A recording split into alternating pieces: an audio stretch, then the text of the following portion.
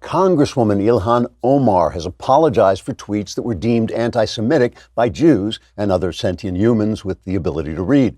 Omar's gracious apology came after a meeting with Nancy Pelosi, during which Pelosi twisted Omar's arm behind her back, drove her face first into the floor, then stuck her high heel into the back of her neck, screaming, "Apologize to the Jews, you feckless clown."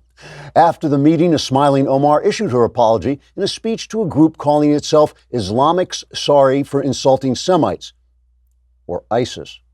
The statement said, quote, "I am deeply sorry to the dirty Jews for offending their greedy hook-nosed sensibilities. While I will continue my principled opposition to the international Jewish conspiracy of bankers, I do regret if anything I said was so poorly phrased that it seemed to imply to Jews that I wish to wipe every single one of them off the face of the earth.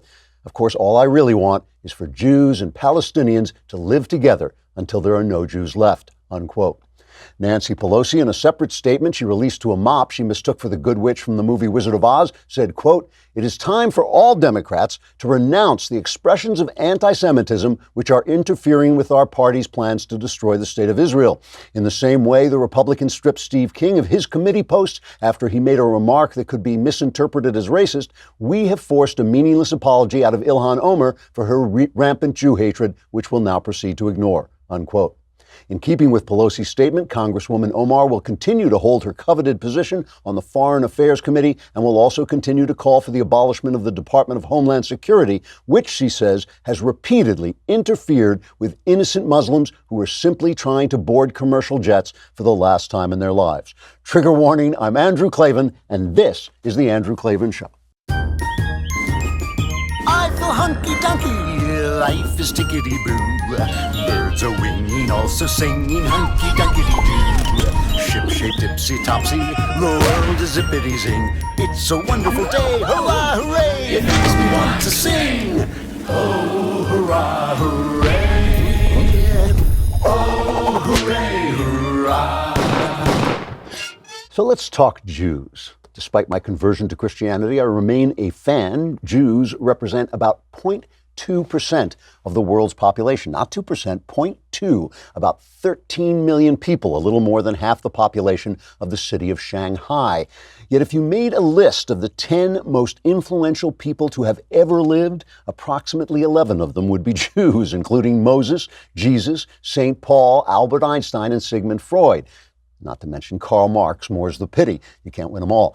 About 1/5 of Nobel Prizes have gone to Jews, more than that if you only count the science prizes. Jews have also made huge contributions in the realm of entertainment, business, and more, and they've accomplished all this while being the very model of the persecuted other, at least here in the West.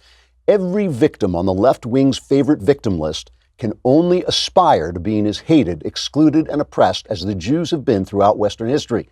All through the Middle Ages, the Jews were declared the killers of Christ, the abandoned of God, the enemies of faith.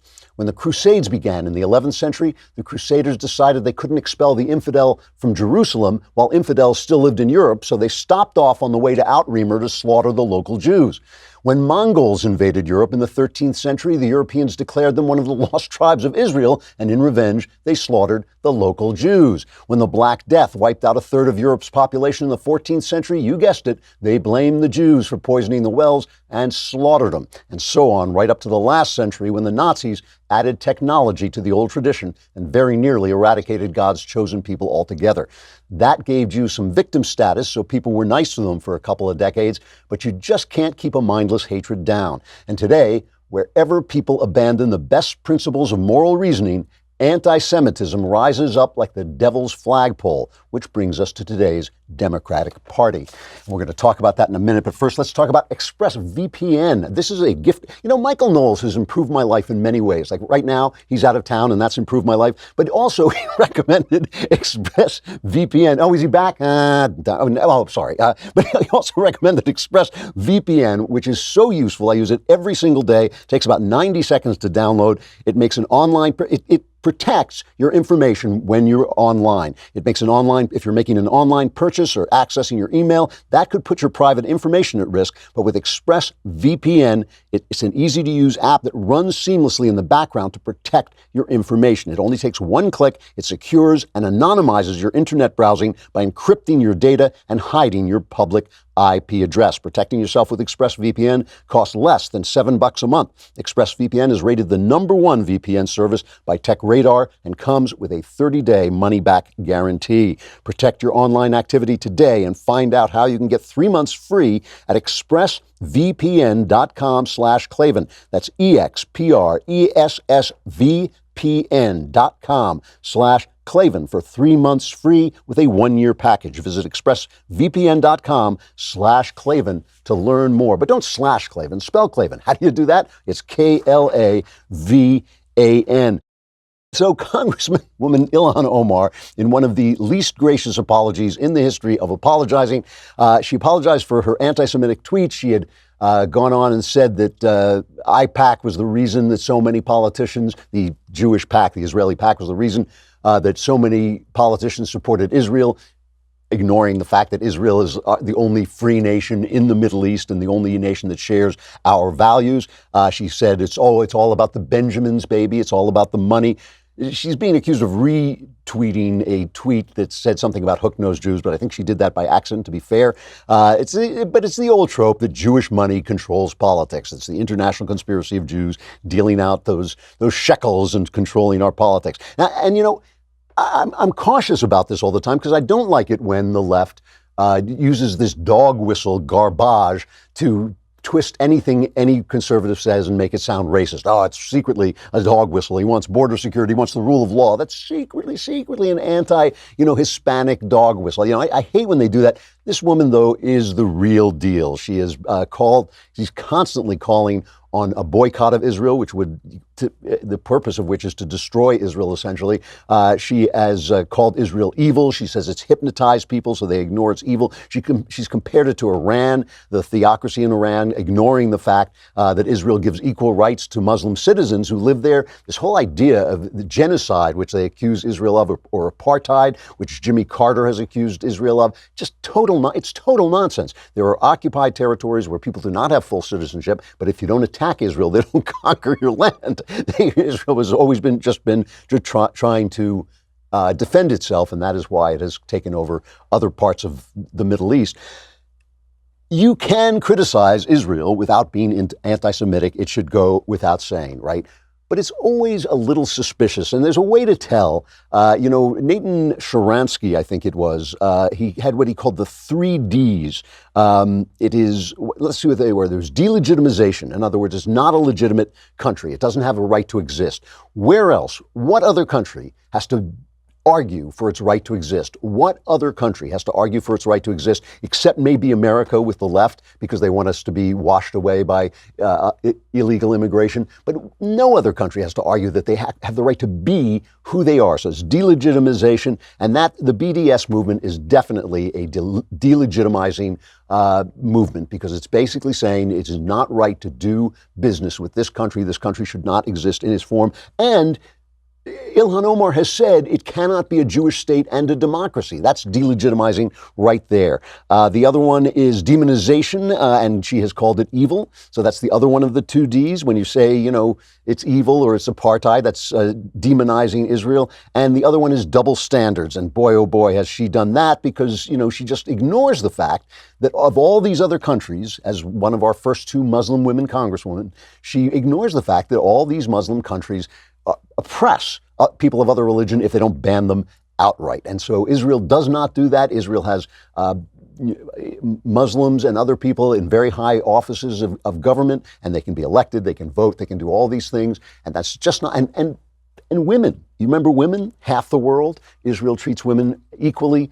A lot of these other countries don't. So it's double standards, demonization, delegitimization. She has done all that. And that is the way you tell that you're dealing not with a careful criticism of an ally, of one of America's allies, which is one thing. You can say the British do bad things, but that's different. You're criticizing an ally. You can say Israel does bad things, but you're talking about anti-Semitism. So anyway, the Democrats realize they've got a problem in Ilhan Omar. She has gone off the reservation.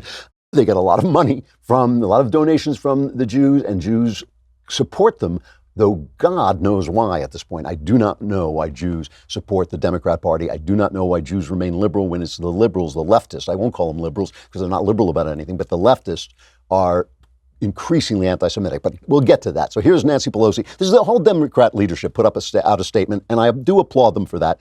This is from Nancy Pelosi, Majority Leader Steny Hoyer, Majority Whip James E. Clyburn, all the gang. Anti-Semitism must be called out, confronted, and condemned wherever it is encountered without exception. We are and will always be strong supporters of Israel in Congress because we understand that our support is based on shared values and strategic interests. Legitimate criticism of Israel's policies is protected by the values of free speech and democratic debate that the United States and Israel share, but Congresswoman Omar's use of anti-Semitic tropes and prejudicial accusations about Israel's supporters is deeply offensive. We condemn these remarks and we call upon Congresswoman Omar to immediately apologize for these hurtful comments. As Democrats and as Americans, the entire Congress must be fully engaged in denouncing and rejecting all forms of hatred, racism, prejudice, and discrimination wherever they are encountered. So Ilhan Omar, who has, I have to say, all these young women in their white dresses who showed up, their white suits who showed up for the State of the Union and are so self-congratulatory and kind of affirming the fact that they're women, they're in Congress, and they're in Congress and women at the same time. They're not at one time women and also in Congress. They're actually doing them both together. They all seem incredibly entitled to me. They all seem incredibly self-assured in their stupidity and their empty-headedness, their ignorance. And not all of them, but the ones who are coming to the fore, Ilhan Omar, Alexandria Ocasio-Cortez, they just seem like incredibly confident for people who don't know anything. It's just amazing. I mean, even I, who actually know something, if I were a first-year congressman, I would keep my head down a little bit. I would kind of learn the ropes, find out what's going on, and then put myself forward as I got more experience. But these people just know what they know, which is nothing, and then they go forward and they're just so confident, and really, they're really bad news. I mean, Alexandria Ocasio-Cortez, I love this. They're saying, it wasn't, she released that New Deal thing, and they're saying that Green New Deal, they're saying the Green New Deal wasn't bad. It's just the way she released it. So basically, we're supposed to believe that she can't handle a press release, but she will be able to handle taking over the entire economy. So here is the apology, the non-apology apology. Anti-Semitism is real, and I am grateful for Jewish allies and colleagues who are educating me on the painful history of anti-Semitic tropes. Now remember, this is not the first time this has happened, right? She's been called out for this before, but she's always just finding out that these things, that saying the Jews are using their money to control politics. She's just now finding out that this is a bad thing to do. My intention is never to offend my constituents or Jewish Americans as a whole. We have to always be willing to step back and think through criticism, just as I expect people to hear me when others attack me for my identity. This is why I unequivocally apologize. If it had stopped there, it might have been a little bit ill-natured, but still. But she goes on. At the same time, I reaffirm the problematic role of lobbyists in our politics, whether it be AIPAC, the NRA, or the fossil fuel industry. It's gone on too long, and we must be willing to address it. So in other words, I apologize for everything I said, and then I say it again. I said it's all about the Benjamins, baby. That's the only line she left out. It's all about the Benjamins. But by the way, lobbying is a guaranteed right in the Constitution. That is the right to redress government about your grievances. And it only is a problem. Lobbying is only a problem when it's lobbying about NRA, fuel, things that they don't like freedom and the Jews, basically. Let us talk for a moment about calming comfort. This is the weighted blanket. It's from Sharper Image. It's a weighted blanket that helps you relax so you can fall asleep and stay asleep naturally. It really does work. It really is comforting. It's supposed to feel like you're being hugged, and it does. My wife is out of town. This blanket is the only friend I have. I'm telling you, not only am I sleeping under it, I'm talking to it. It provides exactly the right amount of weight to help relax your body. It's designed to promote a sense of calmness and relaxation for a more restful sleep. And as you know, I don't sleep a lot, but I do sleep better using this thing. Calming comfort applies an even amount of pressure over your body to help the production of serotonin and melatonin, simulating deep touch pressure stimulation. I know that's what it says. I know nothing about that. I only know it really does help you relax. The Calming Comfort weighted blanket comes with a 90-day, anxiety-free, stress-free, best night's sleep of your life guarantee from Sharper Image. Right now, just for our listeners, you can go to calmingcomfortblanket.com, use promo code Andrew at checkout to receive 15% off the displayed price. Again, that's Calming Comfort Blanket. calming.com, promo code Andrew. And because you can't put a price on a great night's sleep, go online at calmingcomfortblanket.com and use promo code Andrew for your special discount today. It really does work. I'm not kidding. It's a great thing. So they're complaining about lobbying. She goes back to complaining about lobbying. So the press now, of course, is going to give her a pass. And the thing that everybody keeps bringing up is Steve King. And Steve King said these things, and they said, Steve King claims that the New York Times basically rejiggered his comments by falsely punctuating them, so they sounded like he was saying something he wasn't saying, that he was saying that white supremacism wasn't offensive. It sounded like that's what he was saying from the interview, but he said that's not what he said, that they repunctuated it. He was not saying that. He was saying that Western culture, Western civilization was not offensive, and he has entirely renounced any notion of white supremacy. He was not, he didn't leave any space there. He actually renounced it, and he was stripped of all his committee posts. Nothing has happened to Omar Ilhan. So the press and the left, but I repeat myself, are trying to draw a false equivalence. Here is CNN, what's his name? Peter King, is that his name? Anyway, this is CNN fronting for Ilhan Omar. In the case of Leader McCarthy, I just want to make clear he himself had to delete a tweet just a few weeks ago where he said we cannot allow Soros, Steyer, and Bloomberg to buy this election. So as he now says there's anti-Semitism on the Democratic side, he faced this himself not that long ago, so he should be careful how high he jumps up on the box. But to your point about the committee assignment or what sanctions would there be, Elliot Engel is the chairman of the committee. He just put out a statement that says anti-Semitism in any form is unacceptable, and it's shocking to hear a member of Congress invoke the anti-Semitic trope of Jewish money. He goes on to say he hopes the committee will focus on policy. Nowhere in here does he say anything about she shouldn't be here. And this isn't the first time that Congresswoman Omar has responded to criticism of the way she talks about the Israeli government by saying, hey, I'm willing to learn, I'm open to it. So to Carl's point, there may be some formalized counseling moment. But it's clear that Republicans, even though, let's just also be clear, they took a long time to condemn Steve King the way that they did. Everybody knew for years. Several decades, I think. Several decades, yeah. It's clear that Republicans are going to keep harping on this. Oh, yes, Republicans pounce. They've been talking about this. The New York Times actually ran the headline today about AOC's New Green Deal. She messed up the release and Republicans pounced. Not she tried to take over American freedom. She just tried to destroy American freedom on the basis of a complete panic that they've already, a complete phony panic about the environment. But Republicans pounced. And, it's nonsense. I mean, Steve King, when he said what he said, even though he claimed it was taken out of context, he was severely punished by the Republican establishment right away. They jumped on him right away. They're saying, well, he was always like this, but that's because they hear everything as a dog whistle. Has nothing to do with the reality of what the guy is saying. Just take a look at Omar Ilhan she's being chased by reporters and being interviewed about it. Take a look at it. If this looks like a person, A, who's sorry, or B, who's worried about any kind of real punishment other than this kind of finger wagging. Look at her.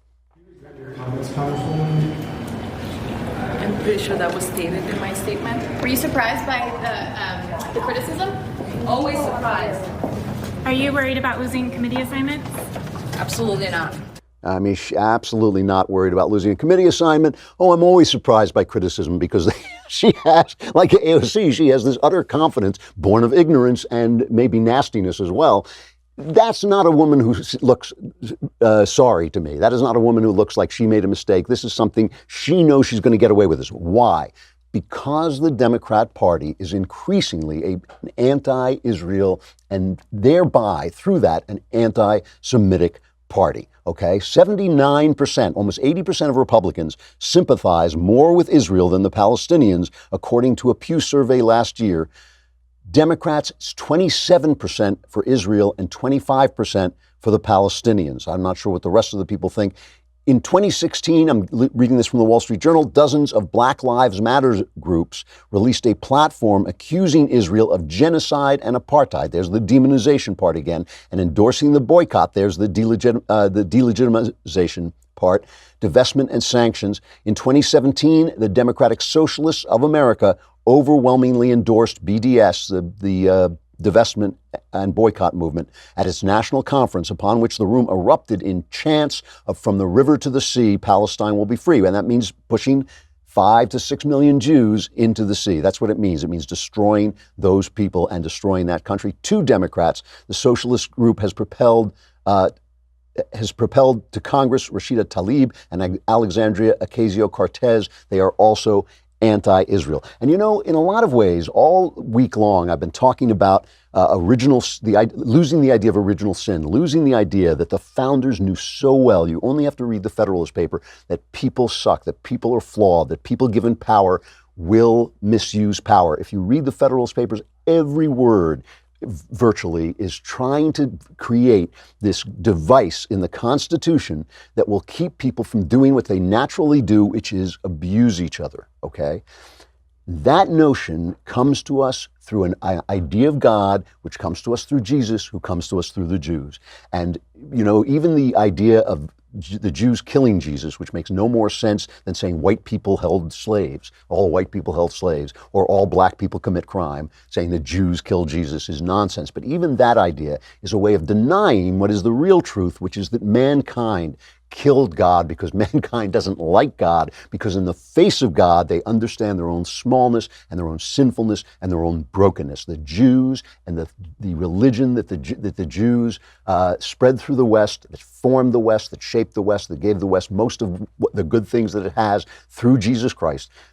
That's why people hate the Jews. They want to get rid of that because then they can do what they want. And then they can say, oh, you know, we don't have to reserve any power to God. We don't have to worry about original sin. Just give me all the power. I'll take care of the energy. It's going to be fine. I'll run the businesses. I'll do what needs to be done. It's all related to the same thing. It is this idea of perfection, which makes people the enemies of God and makes people the enemies of the Jews. That's why every time, and by the way, this has happened on the right too. You know, William F. Buckley expelled the Jew haters from the conservative movement and really improved the conservative movement by doing that. But it happens wherever people go wrong, wherever people lose sight of the moral realities that the West has taught them. Anti-Semitism springs up. It is not reserved to the left, but it is part of the left going crazy. It is a marker. It's the devil's flagpole. Anti-Semitism is the devil's flagpole. It goes up wherever bad thoughts, bad ideas, bad philosophy are infesting a movement, and that's what's happening to the left now. I just want to take a moment. We have a guest coming on to talk about identity politics. First, I have to talk about Dollar Shave Club. I love talking about sponsors who I used before they became sponsors, because it just always feels even more authentic. Obviously, I test out everything. I make them send me stuff, or at least if I have to, if I can't do it myself, I have someone I trust test it. But with Dollar Shave Club, I subscribed a long, long time ago, and it has been great. And as you can see, I have a lot of real estate to cover. A little less now that I have the beard, but still a lot of real estate. I need a good razor because I'm shaving the top of my head, and you do not want to hurt yourself. You do not want to be using old blades. Dollar Shave Club, you subscribe, and every month DSC delivers everything you need to your door, not just razors, but everything that you need to keep looking good. They have you covered head to toe, stuff for your hair, your skin, your face, you name it, they have it, and they automatically keep you stocked up on the products you use. They now even have a toothpaste, which is really tasty, very good. Use that too. And with a handsome discount, the more you buy, the more you save. Right now, they've got a bunch of starter sets you can try for just $5, like their oral care kit. After that, the restock box ships regular size products at regular price. So what are you waiting for? Get your starter set for just $5 right now at dollarshaveclub.com/Klavan. That's dollarshaveclub.com/Klavan. And I know what you're thinking. Every single damn one of you, I can see it on your faces. You're trying to look innocent, but you're thinking, how do you spell Klavan? It is Klavan. You know what I forgot to talk about? The mailbag. We have some serious mailbaggery coming up tomorrow, and you want to be a part of it because, why? Because you want me to solve all your problems for your lousy $10. You got to subscribe to be in the mailbag. So go to dailywire.com and subscribe, and then you can ask any question you want. It's a lousy $10 a month, a lousy $100 for the year. For the $100, you get the Leftist Tears tumbler. But more importantly, you get to be in the mailbag, which is a little uncomfortable. But while you're there, you get to ask any question you want. Ask about religion, ask about politics, ask about anything you need to ask about. And all my answers are guaranteed 100% correct and will change your life on occasion for the better. Go to dailywire.com, hit the podcast button, hit the Andrew Klavan podcast, hit the little mailbag image there, and then you're free to ask any question you want, and I will answer them all. That's tomorrow, so get your question in now. All right, we got to take a break. We have Dr. David Azarad coming up. We're going to take a break from Facebook and YouTube. Good time to come to thedailywire.com, subscribe, then you can watch the entire show streamed there right on the site.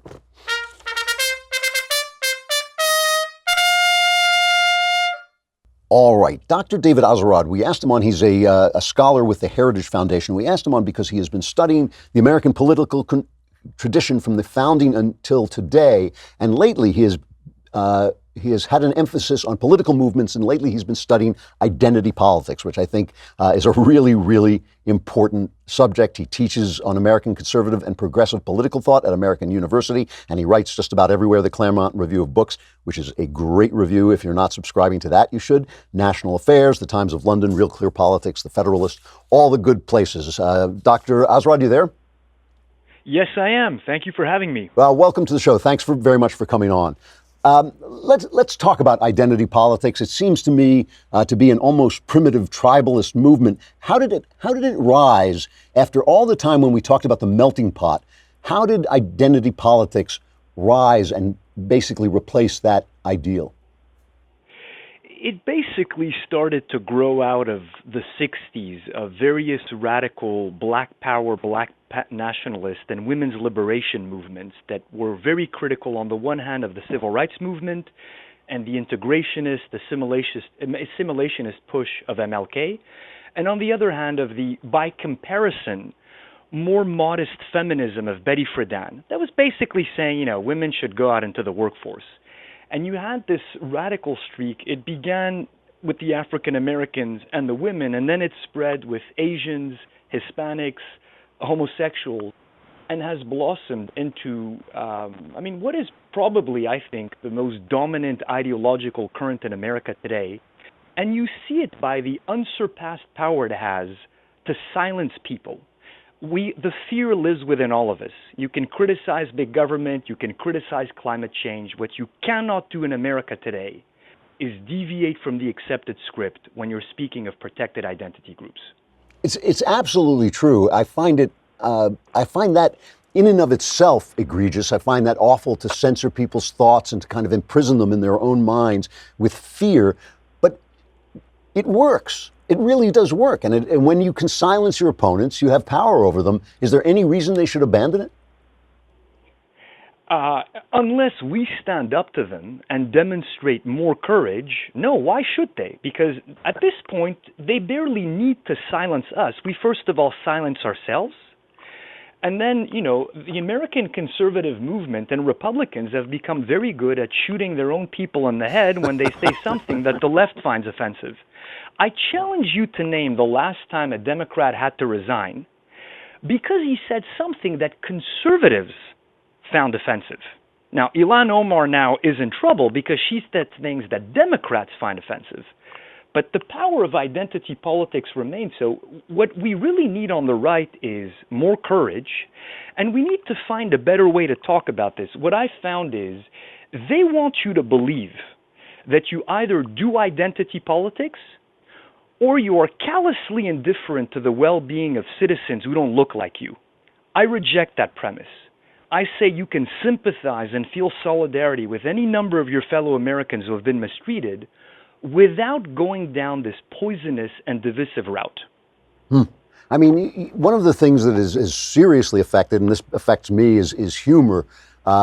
People get very, very nervous when you start to make racial jokes, and yet it's always seemed to me that racial humor has been a wonderful part of America and a way of dispelling the kind of natural hostility that rises up.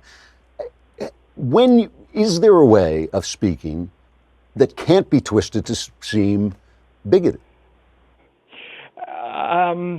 You need to be extremely careful. I should say, I wholly agree with you with the humor, and I found that it's been a wonderful coping mechanism for minorities. Jews tend to be pretty funny. You look at who's dominated comedy, it's mostly been Jews and African Americans, and Catholics to some extent too, I think because it's a coping mechanism for adversity. And America has completely lost its sense of humor. I mean, you know this, we all know this. But I think this, again, creates an opening for certain comedians, whether it be Seinfeld or Chris Rock, who are not conservatives, but to start to speak up against this. Because where we have an advantage is, I think that the common sense of the American people is very much with us. And that the bullies have a lot of power, but they don't have large numbers. Do you think that when you talk about this, because this has been such a powerful force for the left, because the left has been able to use this, is there anyone on the left, seriously on the left, who is willing to let it go? You know, there was one person who I kind of have an odd soft spot for, at least I did, which is a strange thing to acknowledge when you work at the Heritage Foundation, and that's Bernie Sanders. Huh. Because his heart and soul is not in identity politics, it's in traditional, progressive, class-based politics. He cares about the working class regardless of their skin color. And after the election, he said something really interesting, namely, one of the great challenges confronting the Democratic Party is whether or not we go beyond identity politics. He also said that, I come from the white working class, and I'm deeply ashamed that the Democratic Party no longer knows how to talk to my class. The problem is he's kind of gone soft since then. And he got attacked by the left for saying this, and it's always worth remembering that he is not a Democrat. I mean, he caucuses with them, but he's not in the party. And he seems kind of shut up about this, which I think is disappointing. But I'm not seeing very many voices. If anything, I'm seeing words like intersectionality that you would find in obscure lesbian journals are now being tweeted out by elected U.S. officials in the Democratic Party. Yeah. Isn't there a danger? It always seems to me that there's a danger that once you accept the idea that it is right and proper to group people according to their race, which seems to me an offense against morality and is certainly an offense against my religion. Once you accept that, there's every reason to expect a backlash. I mean, if you're going to say, I define myself as a black person and demand my rights as a black person, what's to stop white people from saying, well, I define myself as a white person and all white people are going to stick together and see how you like them apples? Andrew, you've hit the nail on the head. So right now, the only reason this whole insane thing is still working is because we have identity politics for certain groups, namely women, racial minorities, the LGBTQ, but not for men, for white people, for Christians. But what happens when these groups get tired of being constantly berated, of having identities that they need to be ashamed of?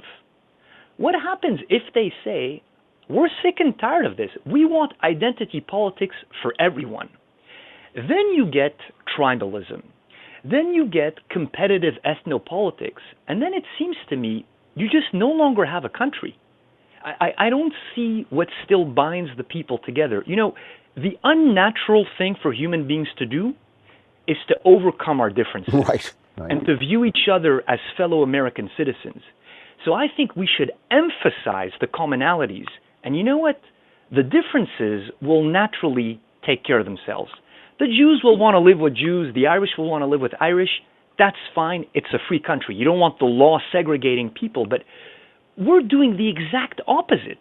We're taking this dark side of human nature, the tribal side, and we're adding fuel to the fire. It is amazing to me because it's also illogical because people say they want us to be inclusive, but in order to be inclusive, there has to be something that you include people in. So there has to be a thing that unifies us. The idea of diversity, which has now become virtually a business. I mean, if you can make a career in diversity at colleges and even in HR departments and businesses. Is diversity, is there anything positive about diversity? I mean, obviously, I like the fact that we live in a country with all kinds of people in it. That's wonderful. But is it the diversity that we're celebrating, that we should be celebrating? I mean, I love intellectual diversity. Yeah. I would love to be in a room with, I don't know, let's pick an example, 6 left-handed gay black men who are all Mormons, but who have radically different views on Western history and on philosophy. Actually, that they're all Mormons is not a good. Say that they all come from different religions and could have serious, spirited, theological and political debates. That's my kind of diversity. What you end up having at the universities is people look different in a superficial way, but they all think the same thing. Right. So, if by diversity you mean counting beans and judging people by the color of their skin, not the content of their character, I don't see how what's the greatness in that. The diversity we ought to be emphasizing is the diversity of ideas. And of course, we're an inclusive, free republic, and we recognize that Americans come in a variety of skin colors and shapes, and you name it. So that to me is, I don't see why you need to label that diversity. That's the idea of equal rights under the law. Okay. I want to circle back. Before I let you go, I feel like I have to circle back to this because it's something I get asked all the time and think about a lot. For the right, for a conservative, how do you fight back? What is a strategy? I mean, you've obviously been studying this. You've obviously been thinking about it a lot. Where do we look for the strategy? Instead of waiting for the left to abandon what is working for them as a power grab, what do we do? How do we face this down and turn it around? So it's not easy, and I'm not going to give you the 30-second quick solution to all of this. But I would say the first thing we need to do is to do our homework. Let me give you a simple example. Have you ever met an elected member of Congress, a Republican, who cannot explain free markets and explain what's wrong with socialism? They may come from the most podunk district that you've never heard of. For some reason, the movement has prioritized the defense of markets. Well, for some reason. The reason's obvious. It was the Cold War and the looming threat of communism. And as a result, everyone is equipped to explain this wondrous phenomenon of markets that just don't make any sense on the surface of it. You mean if people do what they want, we generate prosperity? We got to do our homework on this one.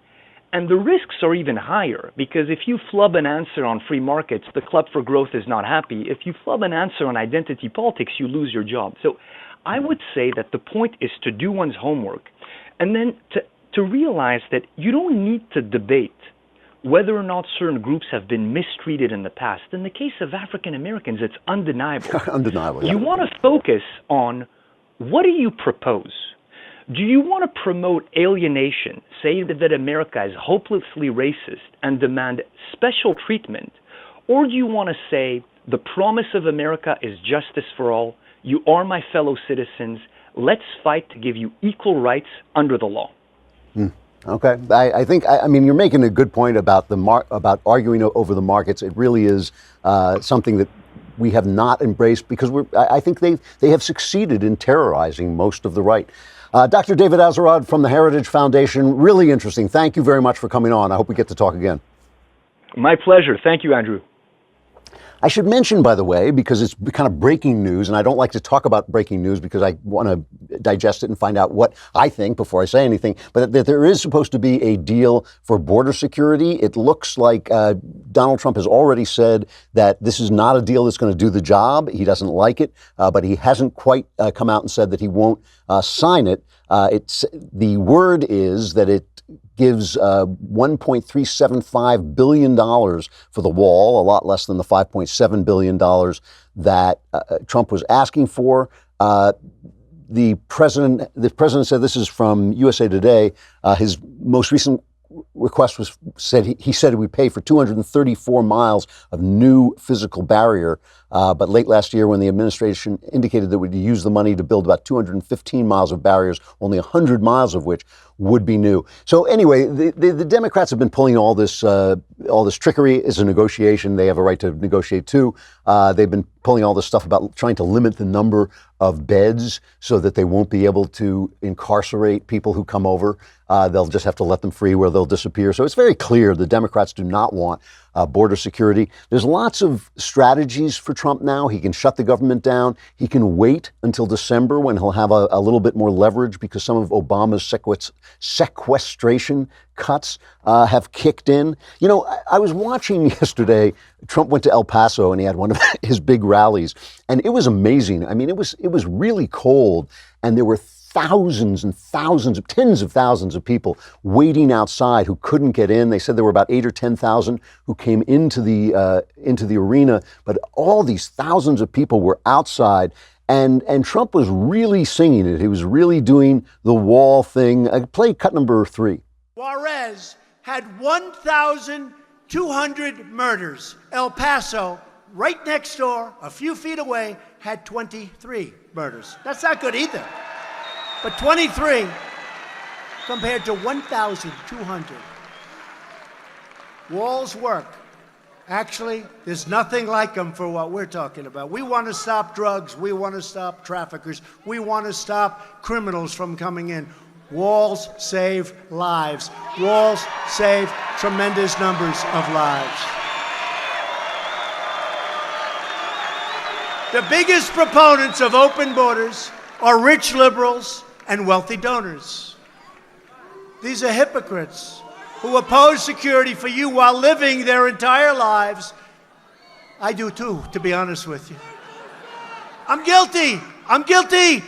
I also live behind walls, okay? They live behind walls and gates and they have guards all over the place. Me too. Me too. And, the thing about it is there's something about this argument. This has never been a big issue for me. I think that they should pass some laws and enforce them. I think having laws that people ignore is very, very bad for the country. I think it's a rule of law issue for me. It's not a matter of how many people come in. I just think we should be in control of who comes in. I think we should decide whether immigration is a privilege that we are according to those people we care about, or is it a responsibility? Do we have a responsibility to take people in? That's a debate that I think we should have. But I do think that Trump is making more sense than the opposition. Beto O'Rourke held a protest meeting. I think 7 people showed up. And, he made this argument. It just doesn't make any sense to me. Listen to this. We stand for America and we stand against walls.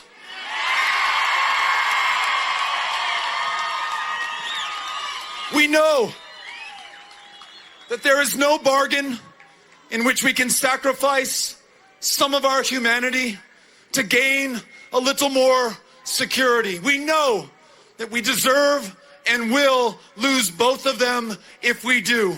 We stand for the best traditions and values of this country, for our fellow humanity and who we are when we are at our best. And that's El Paso, Texas. I'm glad the country's here to see us. Yeah, why does he bounce around like that? Bounce around on his toes like a 7-year-old kid. You ever talk to a 7-year-old the way, but they're just kind of keep moving. A little boy just keeps moving around, bouncing around. It just doesn't make any sense to me. It doesn't seem to me that it's necessarily humane to let people come into the country to break our laws, to take the jobs away from our poor. I do want a compassionate immigration system. I think does Donald Trump. I just want the laws to be enforced. It seems to me a wall, not the worst idea if you put it, obviously I don't want a wall across the entire border. Neither does Trump. He said a million times he doesn't mean to build a wall across the entire border. But at this places where it would help if you go down and ask the border security guys, would it help to have a wall there? If they say yes, put up the wall. It just seems like that logic is going to win out over time if Trump keeps pushing at it, and he will. I want to end with a final reflection. Yesterday, the Babylon Bee, which I just has found to be the second funniest satire site next to this show, it has really trumped the Onion. It's much better now. They ran a thing that said a headline that said "Minority man thankful white guy is around to tell him what jokes he should find offensive." Stating that his help is invaluable, local man Henry Green confirmed Monday just how thankful he is that he has a white friend around to tell him exactly what jokes he's supposed to find offensive as a black man. And I laughed at that because I think a lot of this stuff is because of fear, intersectionality, people imposing, wanting to rush out before the black people protest in order to preserve their own reputation. And this thing that's happening in Virginia, this Ralph Northam thing, Ralph Northam, I think, should have been impeached for recommending that babies can be left to die if you don't want them. I thought that's a terrible thing. But this thing where he had a picture of a guy, a Klansman, and a guy in blackface on his med school yearbook just seems to me something, something stupid that he did in the past, something stupid and insensitive he did in the past. And at the same time, I do wonder, as I wonder when I talk about, women, when I say, gee, it seems to me that women are making a big mistake dedicating themselves to a work life that is going to take them away from raising their kids. That seems to be a mistake to me, but I don't know what women think. If a woman tells me that's what she wants, hey, it's none of my business. It really isn't. So I don't want to sit around and tell black people what's offensive or not. But in fact, the majority of black people in Virginia do not find Northam to be a racist guy, don't want him to resign over this. They think it's stupid. They think it's a bad thing that he did when he was in his 20s, but they don't want it. They don't feel that offended by it either. I know a little bit about this because when I was a kid, I learned about Western civilization through literature. That is what brought me into the West, which I loved so much. I loved this country. I loved it as a kid. I love it now.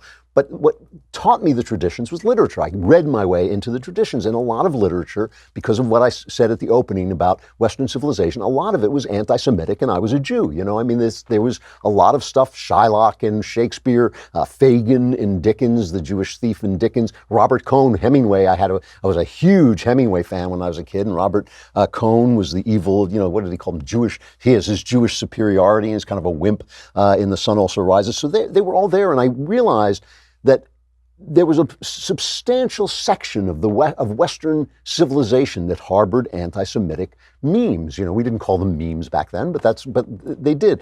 Why wasn't I offended? I wasn't offended because I did not think that was what I loved about America. I thought that was antithetical to what I loved about America and about the West. I thought it was a mistake because people are sinful. There are mistakes involved in everything. And I think that that's true, too, with blacks. Every day that we held slaves, every day that we had Jim Crow, we were violating the principles of America. Okay? People do that. They violate their principles, but the principles tend to creep up on them and force them into line over time. And I think that has happened to America. And so when somebody says something, you want to know if that thing that he says, which might be insensitive, it might be stupid, it might hurt your feelings, you want to know if that represents who he is. I determined that the anti-Semitism that was deeply embedded in Western culture still did not represent what Western culture was. And I think black people have to ask themselves now, do they really believe that this country is irredeemable, that this country is just more, they always talk about racism in America. Have they been anywhere else? Do they know what it's like anywhere else? I traveled around a lot. I lived overseas for 7 years. I find this the least racist country on earth, the least racist country on earth. And maybe being offended all the time is not really the way to go. I mean, maybe being afraid of assimilation, being afraid it's going to take something away from you is not the way to go. Maybe the melting pot was the right idea, and intersectionality and identity politics is a bad idea. I mean, the one thing I've noticed about progressives, they tend to progress into really bad territory, and I think they've done that here. It is something I think blacks and whites should be talking about to each other without calling each other names. Anyway, tomorrow, the mailbag. We will be here. I hope you will be here with your questions. I will be here with the answers, so I'll want the questions to go along with them. Otherwise, I'll just have to make up the answers. I'm Andrew Klavan. This is The Andrew Klavan Show.